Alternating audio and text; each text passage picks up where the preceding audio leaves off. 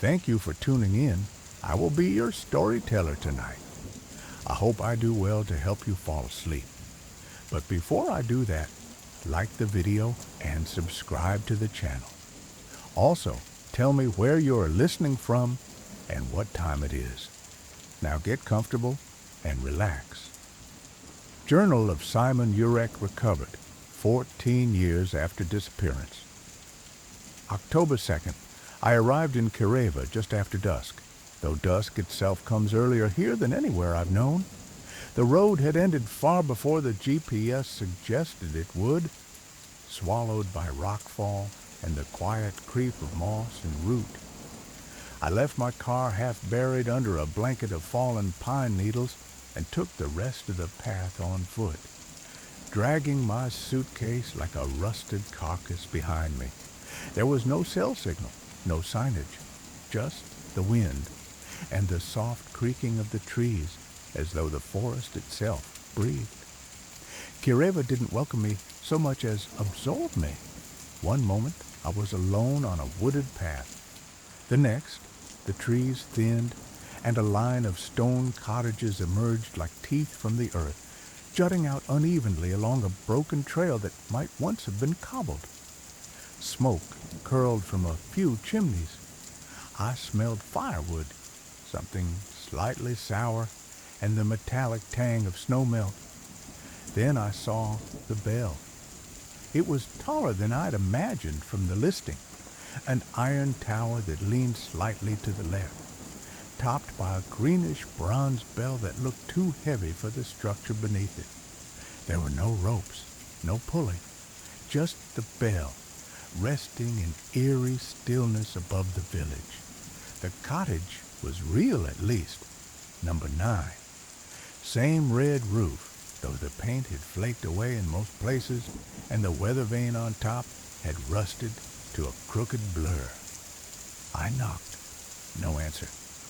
I found the key under the mat just as the message had promised. Inside, a wood stove, a narrow bed, a table with 3 mismatched chairs, and a journal with yellowed pages, sitting dead center. My name was written on the cover in fine pencil. I didn't touch it, not yet.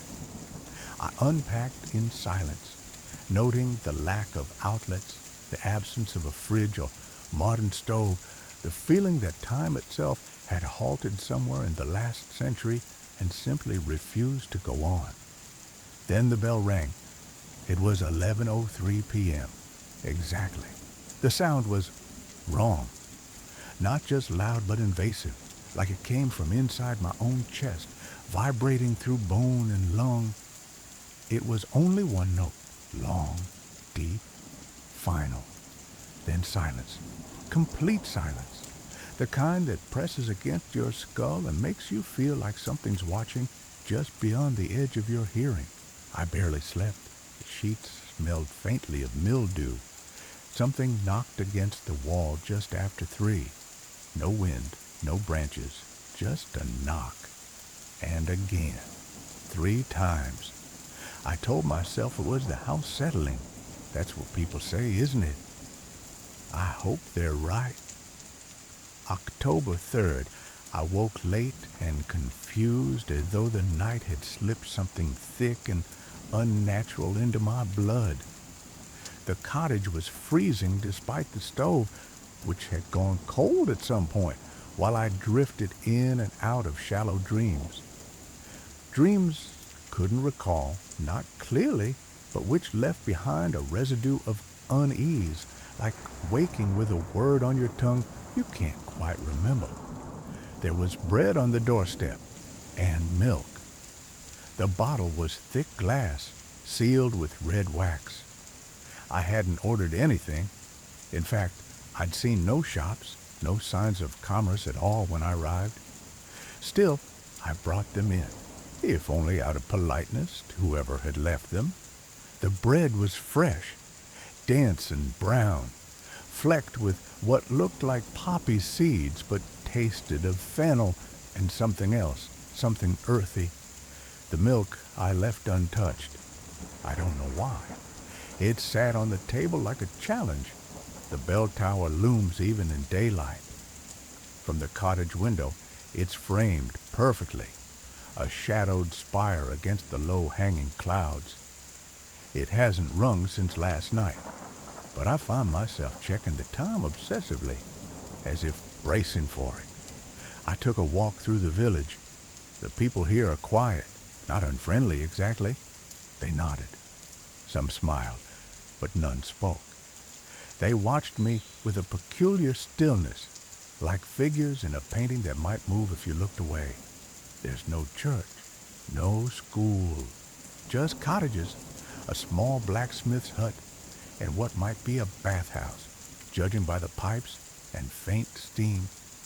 I tried to ask an old man, gray beard, eyes like wet slate, if there was a general store. He just pointed to the bell tower, then walked away. I returned to the cottage unsettled. At 11:03 the bell rang again, just once, just as deep. I timed it, 39 seconds, and then again, the silence. I stared out the window for a long time after that, watching the tower, hoping to see movement, dreading it, wondering who rings the bell, how, why. Tomorrow I'll ask, if I can.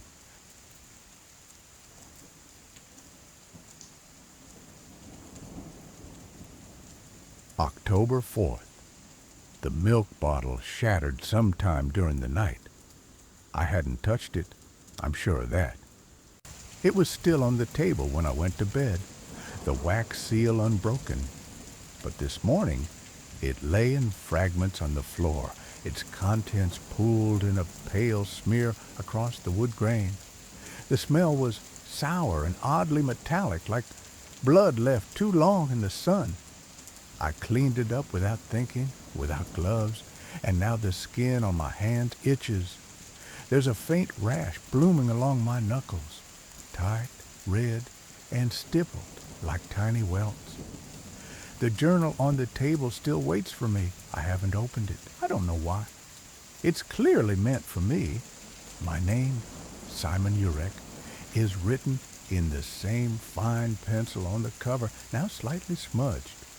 But it feels wrong, like reading it would be stepping off some invisible edge, the kind of thing you can't undo. Instead, I went back into the village. I needed to see people, needed to hear a voice besides my own. I found a woman near the well, hunched over a basket of linens that smelled strongly of vinegar and herbs. Her hands were raw and red from scrubbing. She looked up when I approached. "Excuse me," I said. "Do you know who brings the milk?" She didn't respond, but she stared, not at me, but at my neck, as if something were crawling just beneath the skin. "The bell," I added, "at night. Do you know who—" She raised one finger to her lips and shook her head slowly. Then, in a whisper so soft I barely caught it, "Don't speak of the hour." Then she returned to her scrubbing like I was no longer there. Back at the cottage, I tried to distract myself by gathering firewood. There's a clearing just east of the path where the trees grow thinner, but the further I walked, the less I recognized. The woods around Kareva seem to shift. Paths wind strangely, trees repeat. I could have sworn I passed the same dead birch 3 times, and then just as I began to panic, I found myself back at the cottage, without having turned around. Time moved strangely after that. One moment it was afternoon, the next the light had gone flat and gray, the way it does just before dusk. I sat at the table and watched the minute hand creep toward 11:03. My heart ticked faster with it, and then, as expected, it rang. But tonight, it didn't end. The note stretched on far past its usual length. A minute, then 2. I stood by the window, staring at the tower. The bell swayed now, slowly, like a pendulum. There was no one visible in the tower, no movement. But it rang and rang, its tone growing more uneven, cracks forming in the sound like a scream heard through water. And then silence, sudden, absolute. Except I swear I heard something else beneath it this time. Breathing, not mine, not outside, inside, very close. I didn't move, I didn't turn. I just stood there, every hair on my arms rising until my legs gave out and I slumped to the floor like a dropped puppet. Eventually, I crawled to bed and buried myself beneath the quilt, too afraid to even check the door. The rash is spreading. My hands look bruised now, the skin darkening around the fingertips like frostbite. I'll go to the blacksmith tomorrow. He seems strong, grounded. Maybe he'll know something. Maybe he'll talk. I can't take another night like this. I want to go home. But there's no road. Not anymore. October 5th. The blacksmith's name is Andre. I found him just after sunrise, hammering something dull and rusted on the anvil behind his cottage. The air was thick with smoke and iron, and he looked like he'd been working all night. His eyes were bloodshot, his shoulders hunched. But he greeted me with a grunt, and to my relief, a nod of recognition. I didn't waste time. I need to leave, I said. There must be a way out, a trail, anything. Andre didn't answer immediately. He set the hammer down and wiped his hands on a cloth that was already stained black. Then he looked me in the eye and said, "Kireva keeps who it chooses." I waited, thinking I'd misheard, but he didn't elaborate. "I never meant to stay," I said. "I just rented the cottage. It was supposed to be for a week." Andre nodded slowly. That's how most begin. "What is this place?" He didn't respond to that. Instead, he lifted his shirt and showed me a scar just above his hip. At first I thought it was a burn, angry and pink and shaped like a spiral. But then I saw the edges were sharp, intentional, as if carved. "We all have one," he said. "It means you've been heard." I asked what he meant, but he turned away and picked up the hammer again. "The bell listens," he muttered. "It doesn't forgive." I walked back to the cottage shaking. The rash on my hands is worse. It's spread up my arms. The skin is cracked in places, and I swear I saw something beneath it. Something dark moving just under the surface, like smoke trapped beneath glass. I finally opened the journal. The first page was blank, the second too. But on the third, written in the same fine pencil as the cover, was a single line. "Write what you see, or you'll forget what you are." The next page had my handwriting. I didn't write it, but it described yesterday in perfect detail. Every word I'd thought, every moment I'd lived. And at the bottom, do not miss the ringing. It's 10:47 now. I'm afraid to blink.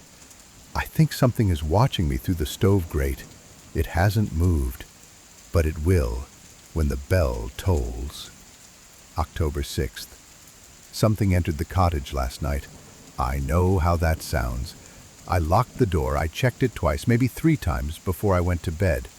The windows were shut, their wooden latches secured. Still, I woke up to find the journal open on the floor by the stove. Pages torn. The ink, pencil, whatever it is, was smeared across the boards like it had been dragged. And on the wall above it, written in perfect deliberate lettering, "He hears you now." Not we, not they, just he. I didn't sleep after that. I sat at the edge of the bed with the poker from the stove in one hand, watching the shadows slide across the floor like they had somewhere to be. The walls creaked in strange rhythms, 3 short cracks, then silence, over and over. like a knock trying to disguise itself as settling. At dawn, I left. I didn't care where I went, I just couldn't stay in that room. The air inside feels thick now, like molasses, like breath that's been exhaled too many times without anyone new breathing it in. I walked past the cottages, past the well in the crooked stone bathhouse, all the way to the base of the bell tower. Up close, it's worse. The bronze is darker, flecked with black veins that pulse faintly if you stare too long. The base of the tower is sealed with a rusted iron door. No handle, no keyhole, just symbols etched into the frame, spirals, eyes, teeth. Some scratched over, others deepened like they were retraced. A boy stood nearby, maybe 8, maybe 10, pale, wearing a coat 3 sizes too large. He watched me with open curiosity, unlike the others. "What's in the tower?" I asked. He chewed on a piece of twine and said, "That's where he waits, when he's not walking." "Who?" The boy's eyes slid sideways, toward the woods, then back to me. "The one who listens. He only comes when it rings." I tried to ask more, but he ran. Back at the cottage, the journal was closed again. On the cover, fresh handwriting. "Simon, do not forget the face." I don't know what that means.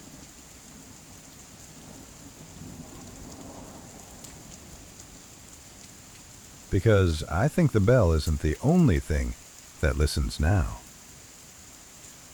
October 7th. It didn't ring last night. I sat at the window for over an hour, eyes fixed on the bell tower. The hands of the clock ticked past 11:03, then 11:10, 11:20, and still nothing. The silence that followed was worse than the bell. At least when it rang, it was predictable. A structure, a pattern. But now that it's broken its rhythm, I feel like I've been left unguarded, exposed. Something is wrong with time. I'm sure of it. This morning I woke and it was already afternoon.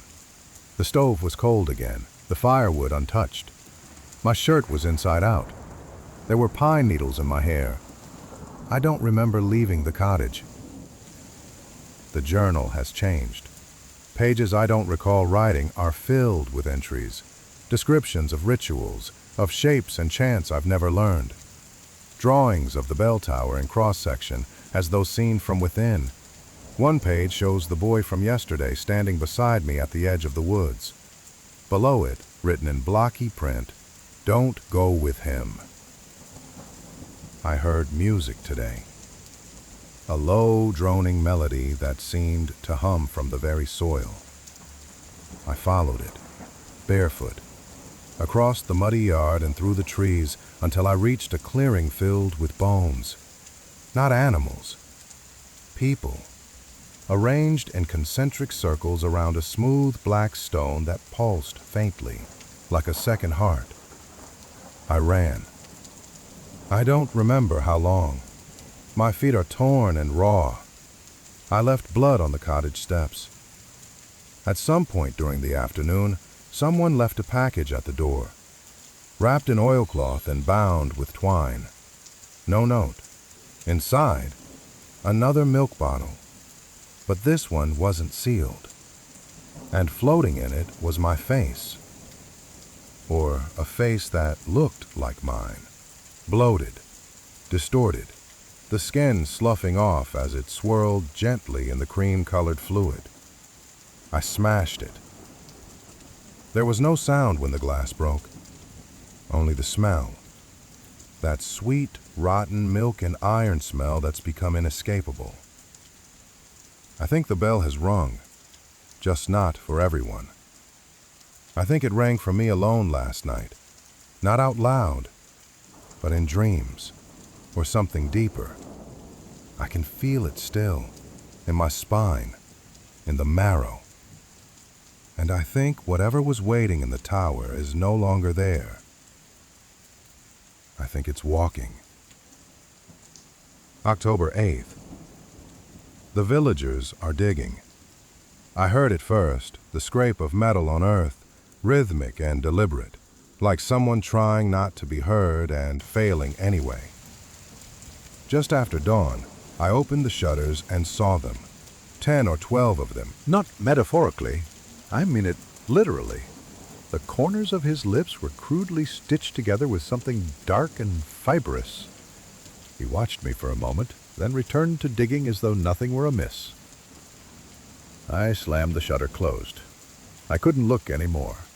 When I turned, the journal had moved. It was no longer on the table where I'd left it, but propped against the inside of the front door. I picked it up with shaking hands.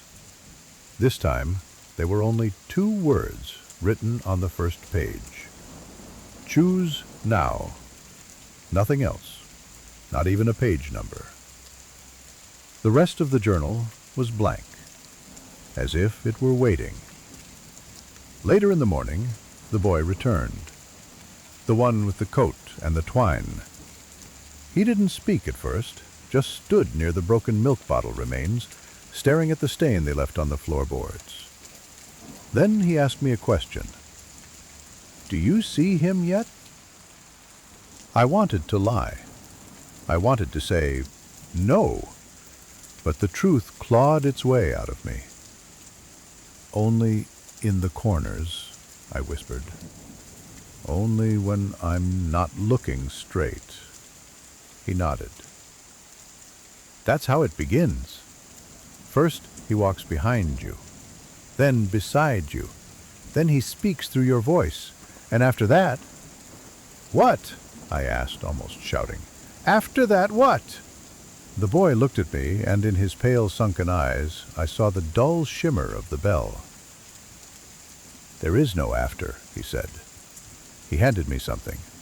A candle, tall and made of dark, almost black wax, and left without another word. I haven't lit it yet. I'm afraid to, but I keep it on the nightstand where I can reach it quickly, just in case. It's past 11 now. The bell still hasn't rung again.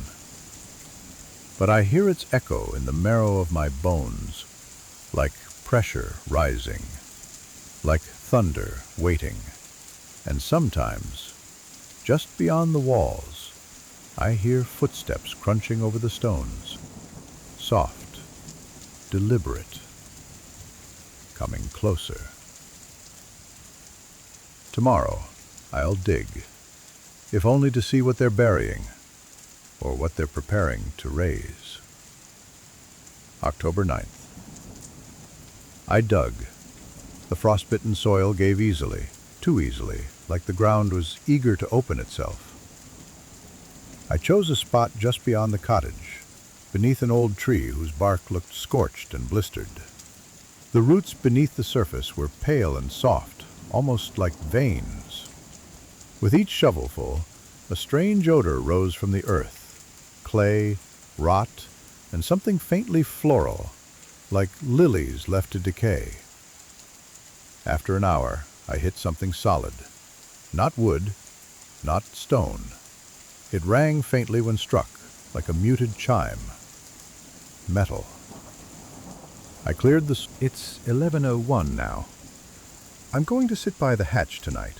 If it opens from below, I want to see what comes out. If it opens from above, then I'll know I was already inside.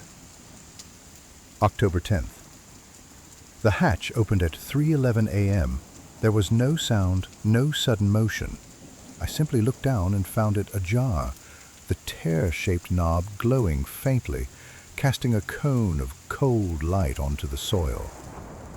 The air that seeped out was warm, scented like burning ink and old stone. I waited. Nothing emerged, so I climbed down. There were no steps, just a narrow shaft, smooth-walled and breathless. The light held me, gravity bending as I descended, more like falling through thought than space. Time bent with it. I'm not sure how long I was gone.